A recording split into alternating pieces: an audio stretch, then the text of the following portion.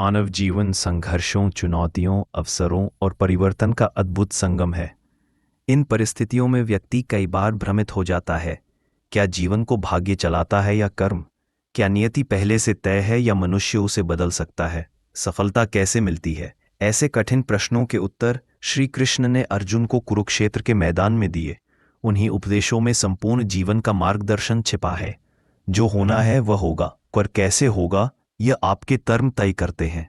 श्री कृष्ण कहते हैं कि नियति कोई जादुई शक्ति नहीं, बल्कि उन कार्यों का परिणाम है जो आपने पहले किए हैं और जो अभी कर रहे हैं।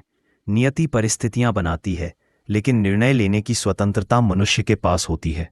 परिस्थितियां तयशुदा हो सकती हैं, पर उन्हें जीने का तरीका आपका अपना होता है। व्यक्ति को अपनी नियति से घबराना नहीं चाहिए, बल्कि उसे स्वीकार करते हुए सकारात्मक कर्म करते रहना चाहिए। कुरुक्षेत्र में अर्जुन के सामने युद्ध की नियति लिखी थी, पर उसे कैसे निभाना है यह उसके हाथ में था। यह संदेश आज भी हर व्यक्ति को साहस देता है कि परिस्थितियां चाहे कैसी हों, हम अपने निर्णयों से उन्हें बदल सकते हैं। कर्म ही मनुष्य को देवता या दास बनाता है। गीता का सबसे प्रसिद्ध उपदेश है, कर्मण्येवाधिकारस्ते मा फलेषु कदाचन, अर्थात तुम्हारा अधिकार सिर्फ कर्म पर है, फल पर नहीं। कर्म के बिना जीवन निष्क्रिय हो जाता है। जो व्यक्ति भाग्य की प्रतीक्षा करता है वह अवसरों को खो देता है। श्री कृष्ण कहते हैं कि संसार में वही व्यक्ति महान बनता है जो अपना कार्य उत्साह, निष्ठा और ईमानदारी से करता है। इसीलिए कर्म को पूजा समझो। भय, आलस्य और संदेह को त्याग कर निरंतर आगे बढ़ो। फल की चिंता से मन कमजोर होता है, इसलिए परिणाम की बजाय प्रयास पर ध्यान दो। कर्म करते करते ही व्यक्ति अपनी नियति का निर्माण करता है। यदि खेत में बीज ही नहीं बोएंगे तो बारिश कितनी भी अच्छी क्यों ना हो, फसल नहीं उगेगी। यही कर्म का शाश्वत नियम है। भाग्य उन्हीं का साथ देता है जो संघर्ष करते हैं। श्री कृष्ण ने स्पष्ट कहा है कि भाग्य कोई ईश्वर की मनमानी नहीं है। भाग्य भी कर्मों से ही बनता है। आज के कर्म कल का फल बनकर लौटते हैं, जिसे लोग भाग्य कहते हैं। जो लोग प्रयास नहीं करते और सिर्फ किस्मत को दोष देते हैं, उनके लिए श्री कृष्ण कहते हैं, भाग्य सोई जग जागता, कर्म करे दिन रैन। भाग्य पर भरोसा करो, लेकिन उससे पहले अपने कर्म पर भरोसा करो। कठिन समय में निराश ना हो, वही समय भविष्य के भाग्य की नींव बनाता है। सही दिशा में किया गया छोटा प्रयास भी आने वाले जीवन को बदल सकता है। महाभारत में पांडव जंगल में रहे, कठिनाइयां झेली, पर निरंतर प्रयास करते रहे। यही उनके उज्जवल भाग्य का निर्माण करने वाला तत्व था। सफलता के लिए श्री कृष्ण ने 7 मुख्य सिद्धांत बताए हैं।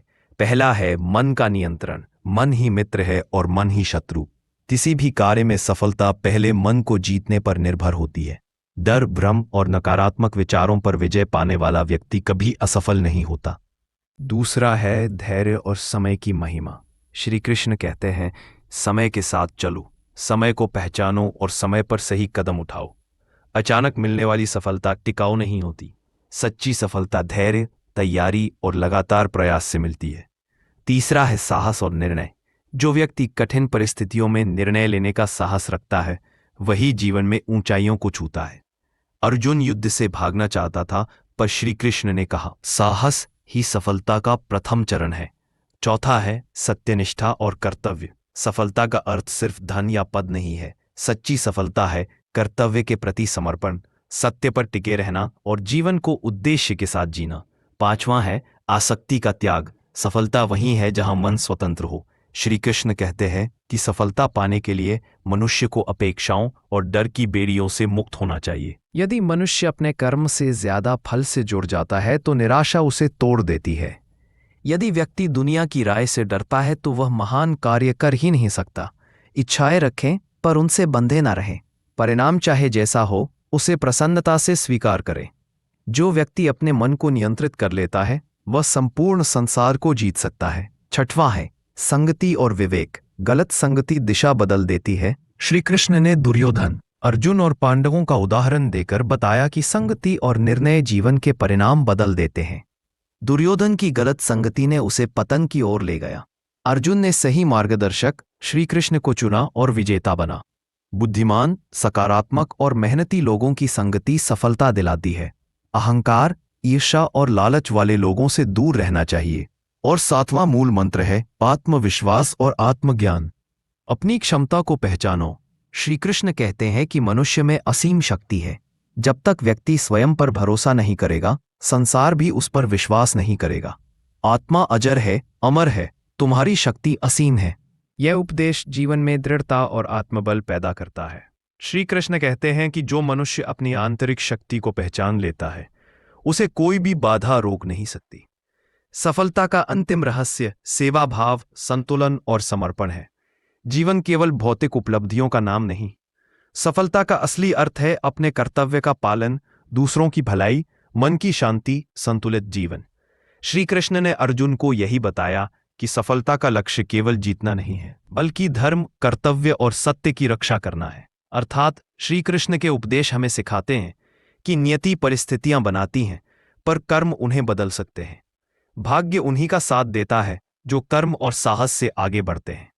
सफलता मन के नियंत्रण, धैर्य, दृढ़ निश्चय और सत्यनिष्ठा से मिलती है। व्यक्ति जितना अच्छा कर्म करता है, उतना ही उसका जीवन उज्जवल होता है। आज का मनुष्य यदि श्री कृष्ण की इन शिक्षाओं को अपने जीवन में उतार ले, तो संघर्ष चाहे जितना बड़ा क्यों न हो, सफलता निश्चित है। तो दोस्तों, अगर आप जीवन में संघर्ष, निराशा या उलझन से गुजर रहे हैं, तो यह ज्ञान आपको नई दिशा और नई ऊर्जा देगा। चैनल को सब्सक्राइब करें और वीडियो को लाइक करना ना भूलें। जय श्री कृष्णा।